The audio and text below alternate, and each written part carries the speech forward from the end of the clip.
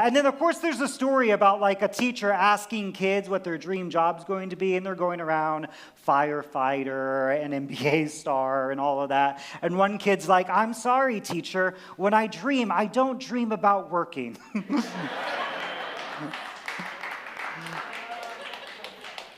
We are in the middle of a series called Sacred Self-Care, and we're in the season of Lent, which are these days that lead up to Easter, remembering Jesus' death and resurrection.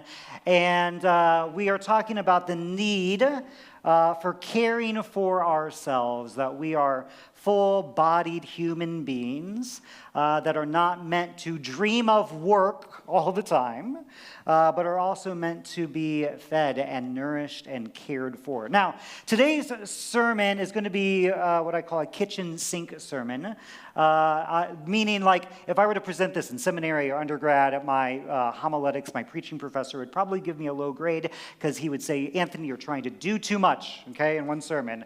And what happens is that Tanetta and I, we were just at a conference over this past weekend. It was enriching, it was fulfilling, good conversations, and also meant less time to prepare the sermon, which means less time to leave things on the cutting room floor, which means you get the kitchen sink, everything in the kitchen sink. But I'm going to try to offer you a theology of self-care, all right? In, 30 minutes or less, a theology of self-care and a little bit of testimony and a little song and dance, and we'll see how this goes. So if you have a Bible, there are no words on the screen. There was no time to prepare slides, so you're going to have to do this yourself. Find a Bible, head to the book of Genesis, chapter 1. It is difficult for me to talk about self-care and being a human being without getting into Genesis and some good creation theology. So Genesis chapter 1, and right towards the end of the chapter, actually a little bit into chapter 2 as well. So this is the 6th day of creation. Just so you know, in case it was a question, we do not preach like 6-day creationism as literal 6 24-hour days. But Genesis 1 does give us this theology of creation about what God is like and what God is up to in the world, that God created the material world, the physical world as good and blessed it. And in verse 26, God says, "Let us make humanity in our image to resemble us, so that they may take charge of the fish of the sea and the birds in the sky and the livestock and all the earth and all the crawling things on earth." Verse 27, in some Bibles, you're going to see this sort of like tabbed out because it's poetry. God created humanity in God's own image. In the divine image, God created them. Male and female, God created them. Verse 28, God blessed them and said to them, "Be fertile and multiply, fill the earth, master it, take charge of the fish of the sea, the birds in the sky, everything crawling on the ground." God said, "I give you all the plants on the earth that yield seeds and all the trees whose fruit produces its seeds within it. These will be your food. To all the wildlife, to all the birds in the sky and everything on the ground, to everything that breathes, I give all the green grasses for food." And that's what happened. God saw everything that he had made, and it was supremely good. And there was evening and there was morning the 6th day. And then there's a chapter break, but it's actually the same narrative. The narrative doesn't shift until verse 4. So same narrative, chapter 2, verse 1. "The heavens and the earth and all who live in them were completed. On the 6th day, God completed all the work that he had done. And on the 7th day, God rested from all the work that he had done." So imagine you are the humans. You have just been created on the 6th day. And God says, "I give you all of creation to rule over, to subdue, to care for, to be co-regents alongside God. That is your task. That is your job." You go to bed, you wake up, and you say, "Okay, God, what's next?" And God says, "Rest." The first full day of humanity's existence in this narrative is a day of rest. And so the first thing I want you to take note of is that rest is not earned. It is given to us as divine gift. Rest is not the result of days of labor. Rather, it is God's first commandment to humans. Yes, you will rule. Yes, you will subdue. Yes, you will care for creation. Yes, you will be co-regents with God. And the first step of that is a day of rest, which means that we don't rest from our work in God's economy. We don't rest from our labor. We don't rest from our toil. Rather, our work is the fruit of our rest. If we do not have a foundation of care, of rest, of Sabbath, then our work and our fruits will end up being rotten. Okay? That's Genesis 1. We're going to flip ahead now to the book of Amos, chapter 8. Amos chapter 8. Amos is what's called a minor prophet, meaning you've got the major prophets, Ezekiel and Jeremiah and Ezekiel. They write these big, long books. And then you have what the Hebrew Bible, the Jewish Bible, calls the book of 12. And those are the 12 smaller the books of prophecy. So you're in the book of Amos chapter 8. And Amos is just like filled with banger after banger. Like it is just a hit machine of Amos prophesying against the injustices of his society, of Israel and Judah, and all of the ways that they have wrecked their culture with oppression. And Amos is there to tell it like it is, to speak truth to power. And in Amos chapter 8, verse 4, this is what Amos writes, reporting the words of the Lord. He says, "Hear this, you who trample on the needy and destroy the poor of the land, saying, when will the new moon be over so that we can sell grain? When will the Sabbath be done so that we can offer wheat for sale and make the ephah, which is a unit of measurement, smaller, and enlarge the shekel, inflate the shekel, and deceive with false balances so that we can buy the needy for silver and the helpless for a pair of sandals and sell garbage for grain?" In verse 7, the Lord has sworn by the pride of Jacob, "Surely I will never forget what they have done." Verse 8, "Will not the land tremble on this land account, and all who live in it mourn?" So in this prophecy of Amos, Amos is saying, hey, you who oppress, you who trample on the needy, destroy the poor of the land, this is what you're like, okay? So now he's reporting the mindset of these oppressors. Their first thought is, when will the new moon, so it's a holiday, when's the holiday going to be over so that we can sell again? When's the Sabbath going to be done so we can offer wheat for sale? So the mindset of those that trample the poor and the needy, those who oppress, are, hey, can we be done with Sabbath already so we can get back to the business of capitalism, back to the business of oppression? Please don't make us rest any longer.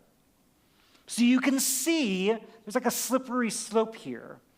This urge to rush past rest in order to get back to business. This urge to rush past holiday, to rush past Sabbath, to rush through sitting still so that we can get back to business. Now, I know my congregation. I know that none of you are the ones who are oppressing the poor and the needy, at least not intentionally, right? And yet, we are infiltrated, we are influenced by a culture that is continually saying, hey, do you want to turn on notifications? Hey, do you want to stay connected all the time? Hey, this sale lasts not just President's Day weekend, but it's also the pre-sale and the post-sale. And we're going to send you 6 newsletters about the sale after the sale in case you missed the sale. And, oh, by the way, the more you spend, the more you save. Kohl's cash just raining from the sky. And so we're in a culture that has no interest in Sabbath, no interest in rest, even to the point where care, self-care, is now a product that can be packaged and sold to us. And so the very act of caring for yourself is just another cog, another gear in the wheels of capitalism, which we're just going to keep on cranking and turning. I know in my time, teaching, preaching, discipling folks here, that even bringing up the word Sabbath, even bringing up the word rest.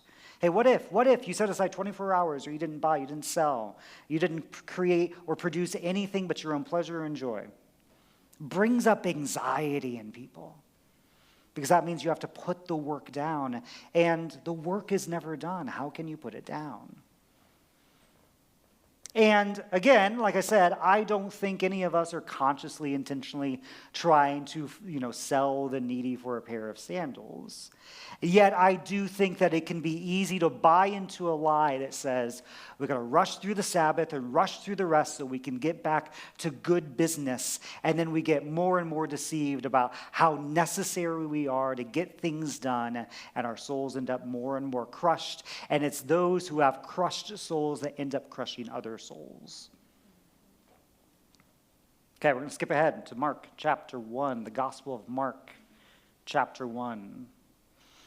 First chapter of the Gospel of Mark, perhaps one of the earliest written down stories about Jesus.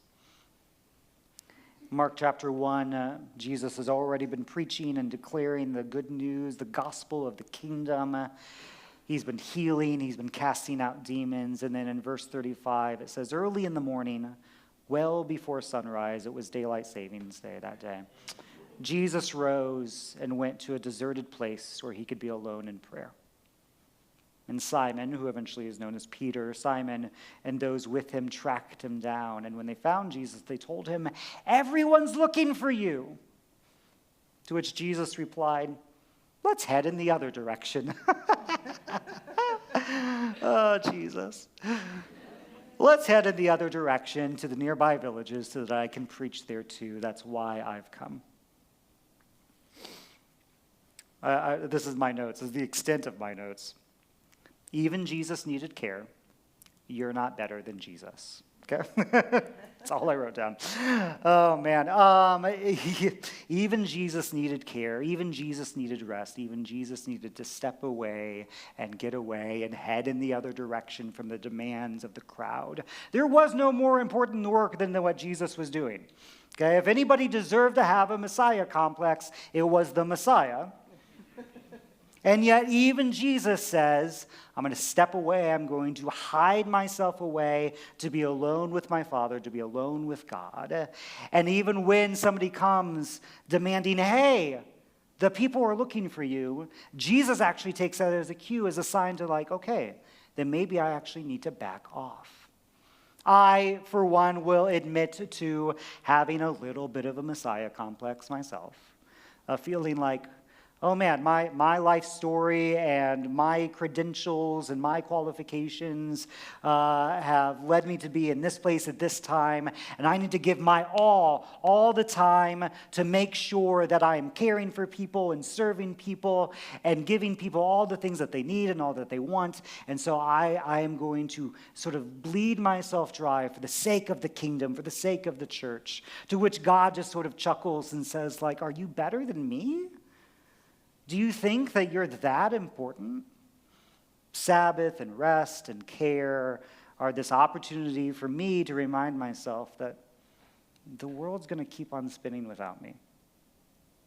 It's a reminder that God's work is God both invites me into God's work, and also I am not necessary to God's work. And that's humbling in the true sense of the word humbling, not humbling like, oh, I was invited to this great honor, I'm so humbled. No, you're honored. No, humbled in the sense of no, I must become lesser so that God must become more.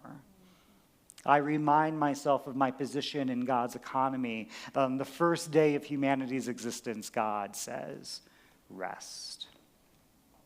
All right, we're going to keep going. Acts chapter 4. Acts chapter 4. Next, we get an image of what the early church was like. We read this in verse 32. The community of believers was one in heart and mind, and none of them would say, this is mine, about any of their possessions, but held everything in common. And the apostles continued to bear powerful witness to the resurrection of the Lord Jesus. And an abundance of grace was at work among them all.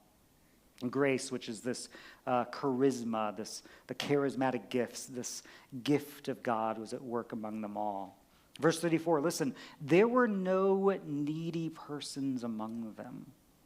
And those who owned properties or houses would sell them and bring the proceeds from the sales and place them in the care and under the authority of the apostles, and it was distributed to anyone who was in need. So I know there can be some tension around concepts of self-care, particularly among like a progressive activist congregation like ours, because we have this sense of urgency. We look around the world. Man, I was thinking about, we have our announcement script. We follow in the way of Jesus. We have this vision, mission, values. Therefore, we're queer affirming. Therefore, we're feminist. We pursue anti-racism, all of these sorts of things. And now I feel like we're sort of at this point where we have to say things which should have been obvious, but apparently are not. We're against fascism. We're okay if you punch a Nazi. Like, just some things like that you thought, man, we didn't think you'd have to say that. But apparently we're in a place, in a society, in a culture, in a nation, where like some of just the bottom foundational stuff that we thought was settled is not settled. So with this particular congregation that is responding to this crisis that we're in, as I put in our WhatsApp joking about daylight saving, like, we skip an hour, at least it's one less hour in a failing democracy. Self-care can seem indulgent. Self-care can seem like we need to put that off. And what I see here, particularly in the book of Acts, is that self-care, yes, on its own, when it's packaged and sold to us as a solution, is insufficient. Okay? Self-care on its own is insufficient. Self-care has to have a trajectory. It's aiming towards something, towards a holistic, whole individual and a whole community that has no needy persons among them. So then, in the words of the book of Acts, that we can turn the world upside down. That when we present the good news of the gospel of Jesus about equality and freedom, in some cities it creates riots because it pisses people off so much. In some cities it brings joy because it is a word that sets the captives free. But in order to do that, you have to make sure that there are no needy persons among you, that you have a community where you hold things in common. And so self-care has to be met with community care, with a dedication among the community that we've got each other's backs. So self-care on its own, yes, I understand, indulgent. It cannot fix things by itself. All of us going home, taking our bubble baths, and then drowning ourselves there solves nothing. Okay, but those of us who are at work, we need to make sure that we are working out of our rest, that our fruitfulness comes out of our abiding with Jesus, with God as God shows themselves through each other, so then we can get to the work ahead of us. Now, we're going to flip over a chapter into Acts chapter 5, and we get this wonderful however statement. However, a man named Ananias, along with his wife Sapphira, sold a piece of property. And with his wife's knowledge, he withheld some of the proceeds from the sale. And he brought the rest and placed it under the care and under the authority of the apostles.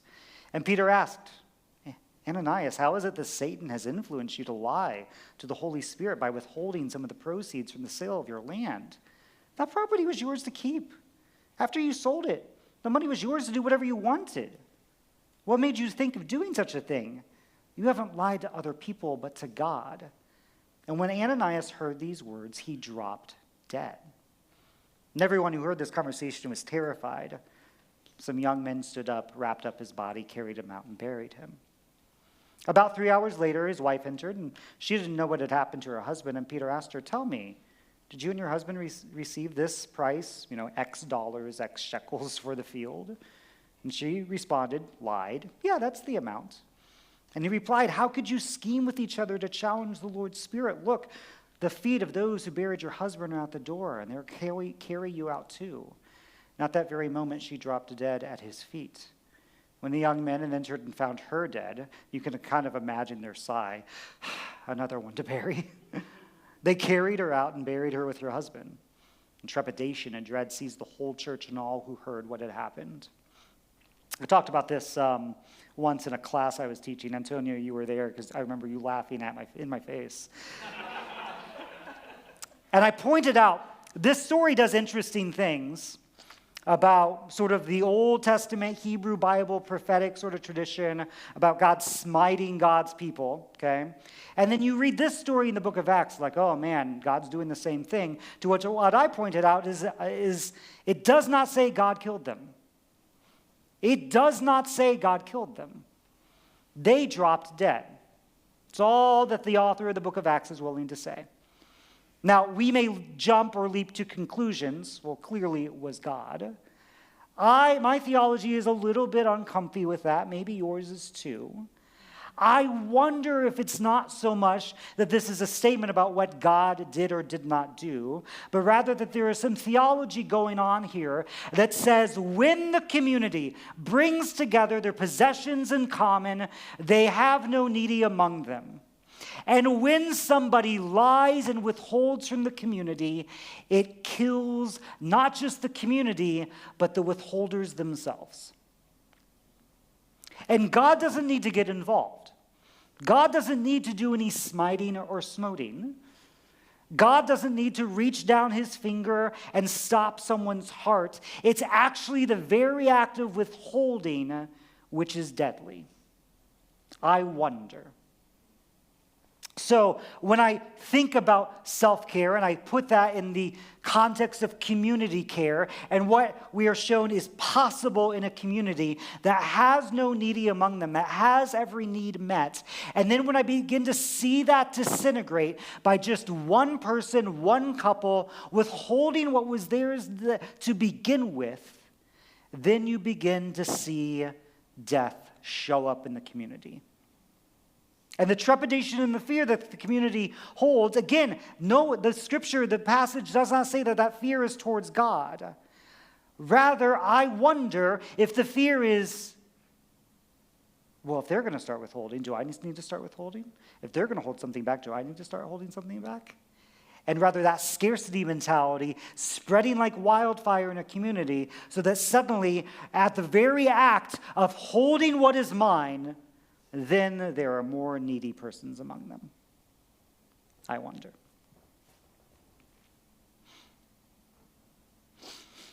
Let me get into some testimony.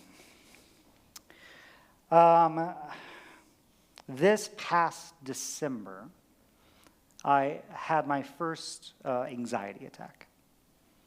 Now, some of you watching, listening, you may be thinking, well done, you made it to 37 years old with your first anxiety attack. I envy you. And I get that.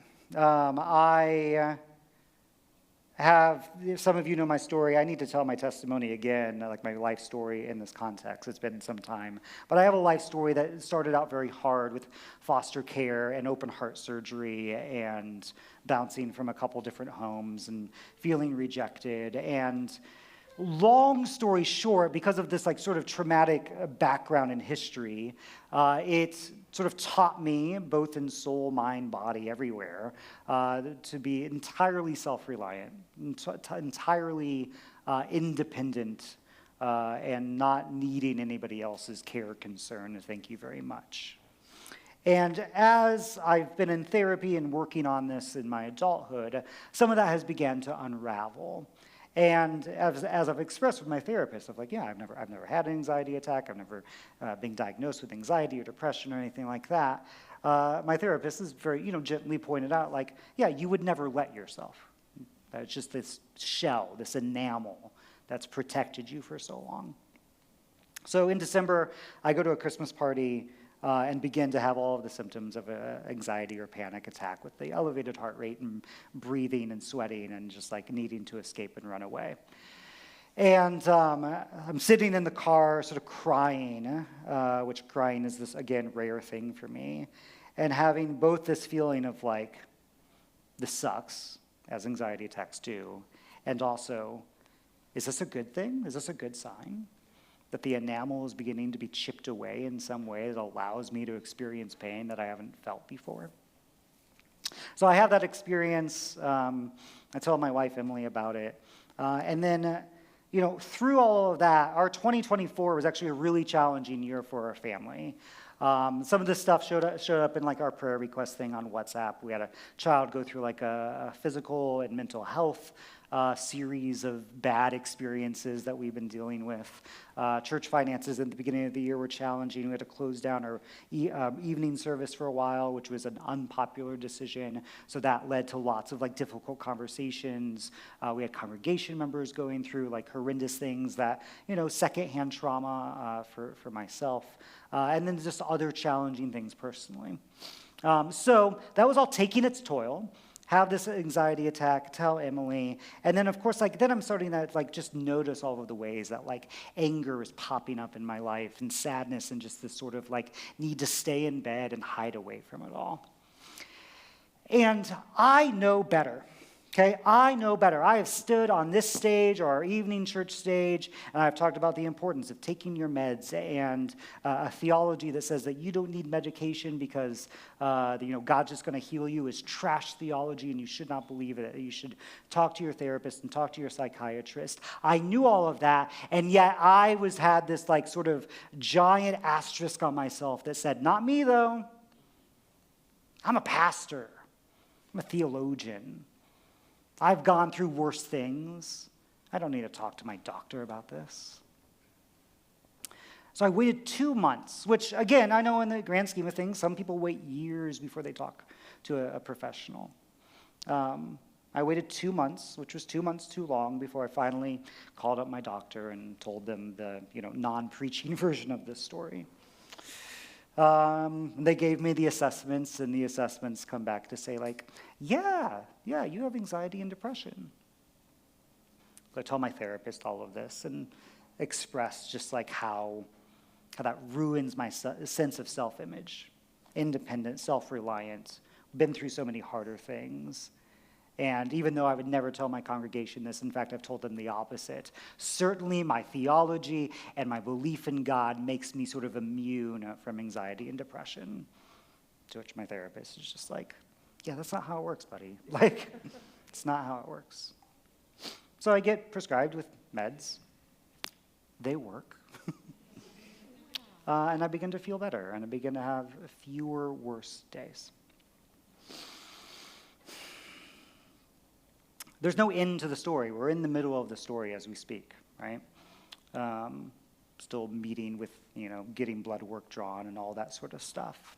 But I tell the story as a reminder to myself and as a reminder to all of us that the lies that our culture tells us, the lies that even sometimes our religion tells us, you're alone, you got to figure this out on your own, you got to be self-dependent and self-reliant, and your work is too important for you to stop and rest, is a lie from the devil. And if it can affect your pastor, I know it can affect you, and we've got to set those lies down. Friends, you deserve to be well. Our God is not interested in any future or present where you are miserable. God is not interested in any theology that tells you that the cost of someone else's joy is your suffering. God is not interested in a story that says that you don't deserve care. And so we have to create communities where we give ourselves and we give our neighbors and our friends permission to be cared for, to care for ourselves, because day one of humanity's existence is rest. God, your son Jesus showed us the way of how to withdraw and be alone, how to walk along the seashore with friends, of how to feast among those that society said didn't deserve food. God, may we follow the way of Jesus, creating communities where there are no more needy, where every one of us, our needs are met.